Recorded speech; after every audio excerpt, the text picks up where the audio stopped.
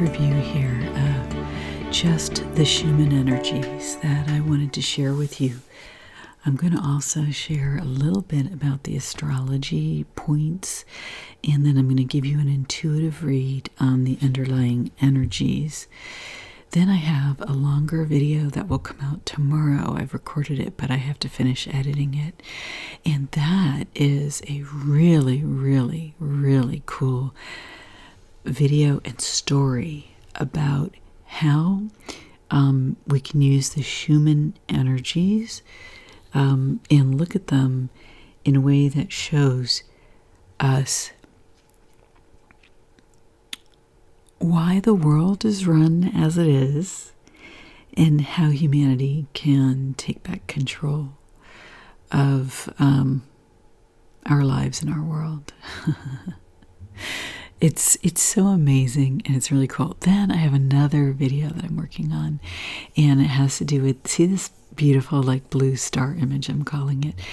Anyway, I've been experimenting with making images like this after I did the last Schumann video that I called Schumann Song. And I wanted to thank Harold, who gave me some great ideas. I've been doing a bunch of research after that and experimenting with making different designs and stuff. It's been so fun. So thank you for that nudge in that direction. I really appreciate it. Yeah, let's see. I'm going to start offering a course, and I think I'm going to make it on Skype and just have it be like a few people. So I'm going to announce that either late this week or next week. And what I want to do is start at the beginning talking about energy, because it's my understanding of energy principles and how energy works in the human energy field and in general the mechanics that helps me understand how to read the Schumann energy charts. And then when people call me and do sessions, I base my work that I do with people on my understanding of the human energy system and then the physics and the mechanics of how these things work. And it's really quite cool. And so if there are any of you out there that would like to learn the basics with me, I'm thinking about doing just a 6-week course and introducing you to some of my material. So I began developing this material 10 years ago, and finally it started. I had actually started bringing it out right before the lockdowns, but then those came and happened, and I kind of pivoted in this direction. And now I want to bring that out because it's kind of what goes on behind the scenes here at the channel when I look at things and when I talk to people and work with people. So I'm happy to share that with you. Okay, if this video resonates with you, if you could please like, subscribe to the channel, and share it, that would be super wonderful. And thank you for doing that. I also wanted to let you know that I have a new Substack newsletter, and I have some cool stuff that I'm doing on there. It's in development, but I've been putting some cool articles up because I can really kind of dig in a little bit more than I can in videos in a way where it's interesting written, but it's not as interesting like as a presentation. But when you read it, it's cool. So, all right, let's begin. Okay. All right, let's look at the chart for today. And I have looked at, now this is the chart through Wednesday, the 26th, but I've also looked at the chart for the 27th because it's the middle of the night right now when I'm recording this. So a lot of the 27th chart is available, and it pretty much looks a lot like this, okay? So this video is going to be for Wednesday and Thursday, the 26th and the 27th. For some reason, there's this big noise in the background now, so I apologize, but it's, I don't know what it is, water or something like that, or air, I don't know. All right, so here's what I wanted to show you. The biggest thing that I noticed on this chart, you know that I like to do graphics and stuff with you. All right, as soon as I saw this chart, here's what I saw, okay? I saw this. Oops. I should probably use different color. Okay. So see right here, 1, 2, and 3. Essentially, I saw the trident. And the reason I had focused in on this time was because this is, let's see, right here is where the moon was sextile exact with Mars. What that means is they were 2 signs apart. And this is actually what the top of a yacht is. It's a sextile degree. Those 2 points are in a sextile. But let's just get to the root of the intuitive meeting here, because that's what you're probably looking for from me. So what I wanted to say was that in the past, the past 3 times that Mars has gone sextile with the moon, this is the kind of stuff that's happened. Okay, so I was really surprised that we didn't get a bunch of white resonance, and I think it's really interesting. Okay, that it's really interesting that what we got instead was a trident, and actually, and so that happened two out of the last 3 times, excepting today's chart. There was white resonance, and the 3rd time there was no data. So that was interesting. Okay, so here's the deal. Okay, so with this, I'm just going to lower it here so you can just look up here. With this trident here, what I did was I went and looked at the astrology, and I looked at Varuna, which is an asteroid that represents the Hindu god of justice, which is also Poseidon in the Greek myths. But this is the god of the sea. And this energy is really big to me right now because we had that huge event in the Pacific Ocean. And I know that if you live in different parts of the world, even if you live inland here in California, where I live, people didn't perceive it as necessarily as impactfully. I have another girlfriend who's an intuitive kind of star girl, and she was just like, oh my God, wow, like I totally got the energy. Okay, but which is how I perceived it. But for some people, they didn't really get how powerful this was. And so that's why I'm kind of also focused in on the something on the chart that talks about the god of the sea. Because what happened was that energy, because of the deep water ocean currents, which my girlfriend Alex, pulled up a map of that for me, and we were looking at it together, and sure enough, the current goes straight to the west coast, and then it just loops around, of course, to Alaska and Japan and all the rest of it, and then comes back down in a big loop. But anyway, that is, so the energy was just this huge powerful energy, and then it just went straight to the west coast of the USA.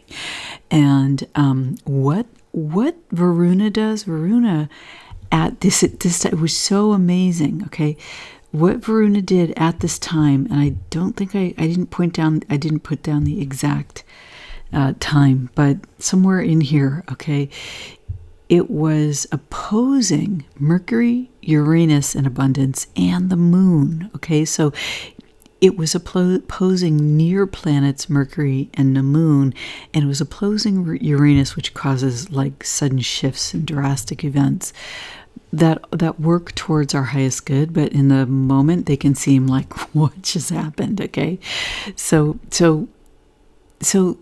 that's what I think is going on here. And the other thing is, in our hold on, I just gotta get rid of this little dot that I made on the chart by accident.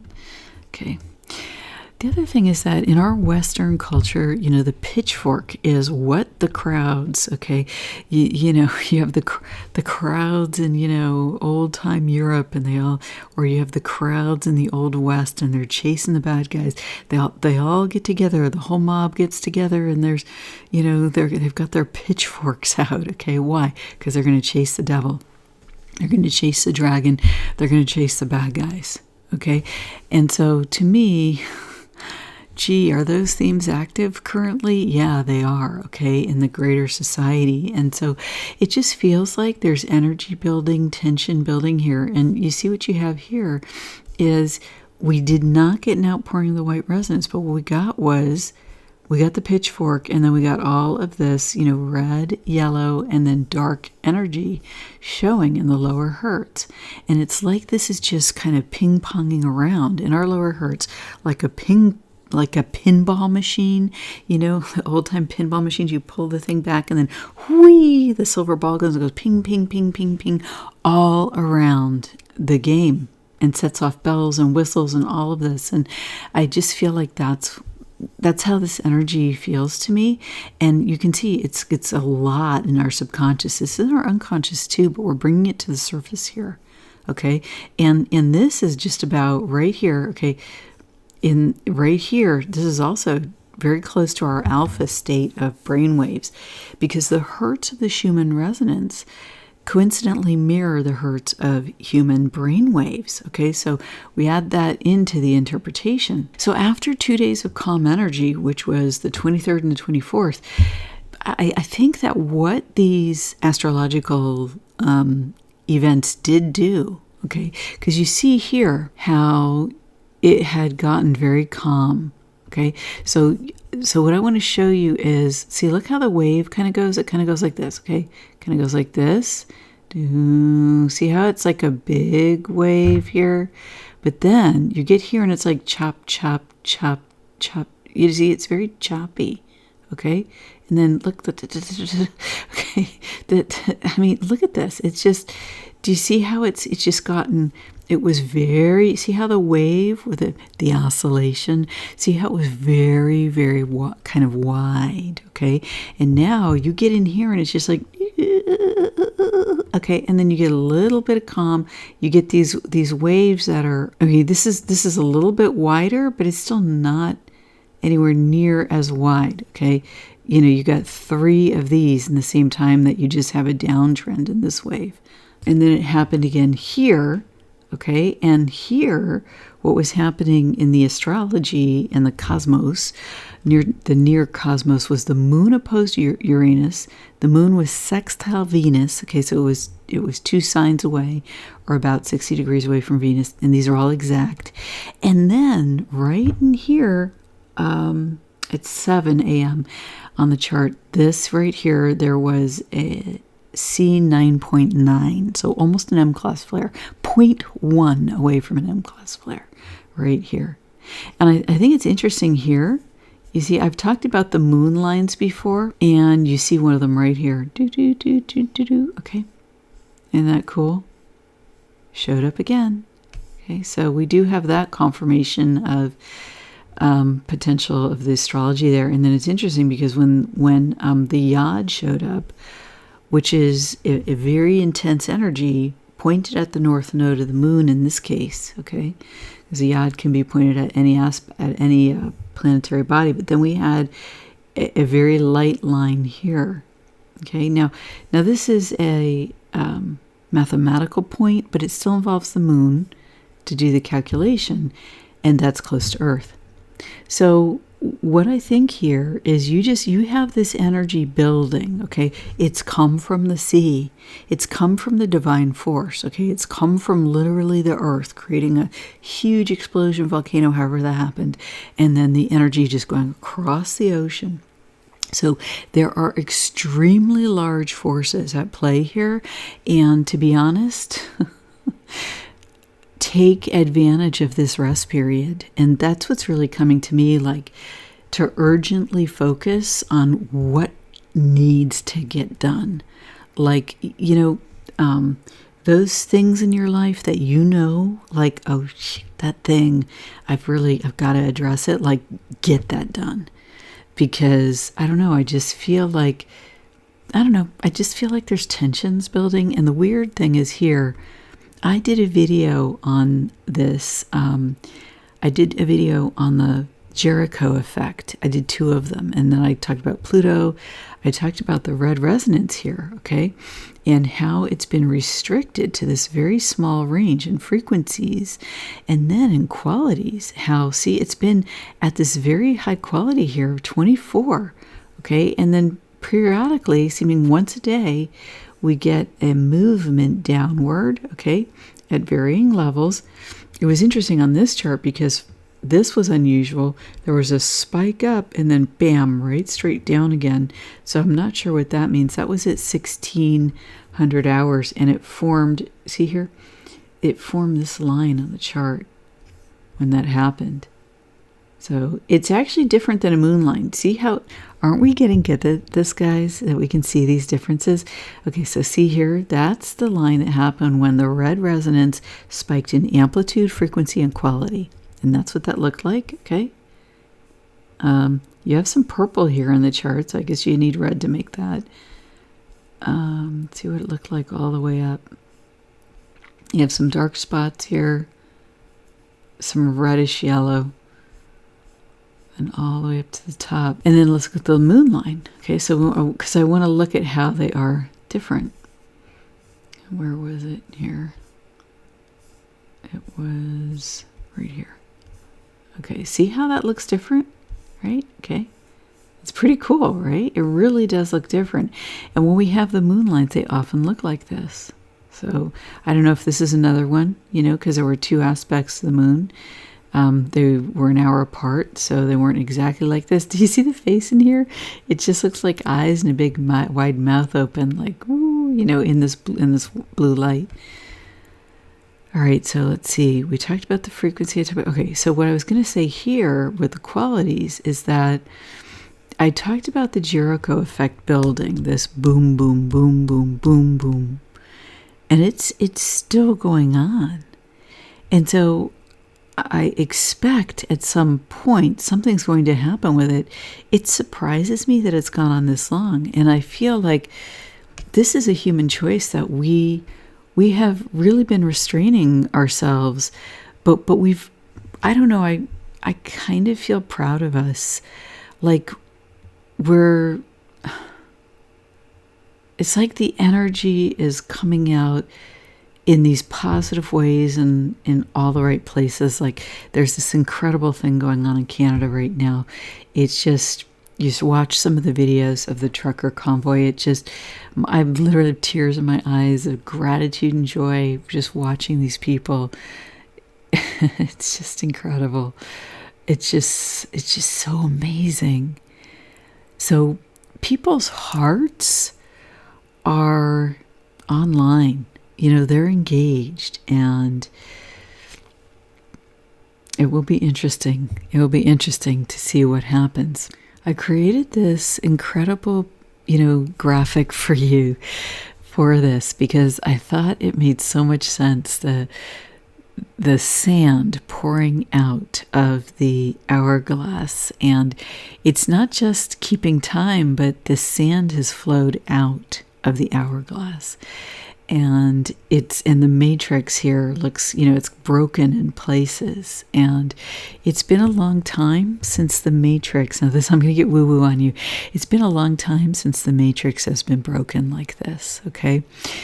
It's been thousands of years. I would say that the last time it was this broken, I wonder if it was Atlantis.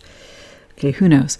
But the last time I saw this looking like this, it was Atlantis. If you want to know more about that, you can see my film about Atlantis rising. It's a short film. It's only about 10 minutes, and it's a little bit somewhere in my video list, but not too long ago. But there's an opportunity here because when you get these cracks in the matrix, when the matrix starts to dissemble, you can create a new reality. You can build a new reality. And let me tell you something. The human heart is the greatest creative force, right? Because the heart contains a soul. It's the divinity within us that is the creative force. And as conscious humans, we become a co-creative force with that divinity. And in terms of creating anew, it's that divinity that wins.